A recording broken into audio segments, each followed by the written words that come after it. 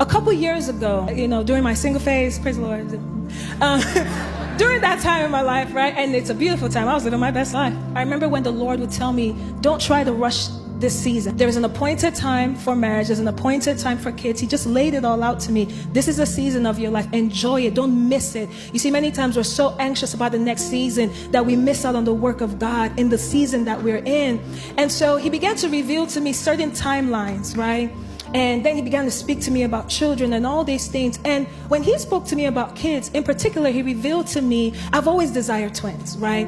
And he revealed to me that there will be a time that you will have twins. And in the beginning, I desired twins for the wrong reason, so I could match with my kids. I believe matching is the sixth love language. Basically, he reveals to me that you're going to have twins, and I saw them, a boy and a girl. And then he tells me, pray and speak life over your son that he does not die. I said, what in the world? I said, Lord, if there's going to be a future complication, you could handle it now. You are outside of time, right? You can go in time. And I was so confused that, really, I actually got irritated by that. I was like, what kind of message is this? So I just kept living my life.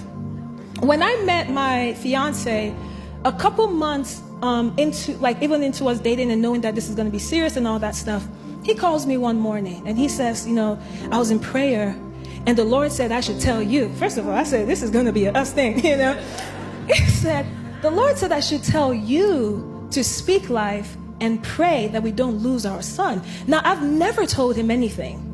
And I'm like, why is this same thing coming up, And I was just like, yeah, sure. I didn't even say anything after that. And I was irritated again. I'm like, God, if there's a problem, you could fix it, right? Months passed by. One particular day, I go into this panic.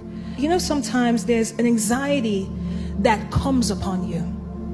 You see, there are different forms of anxiety. There's anxiety that comes out of you, and there is one that comes upon you. And what I mean by that is the difference between anxiety that is natural and that which is spiritual. When the enemy wants to force a narrative on you and begins to taunt you about this idea, and the only moment it takes seed is when you begin to agree with it. And this thought came upon me, oh, you're going to have two of everything.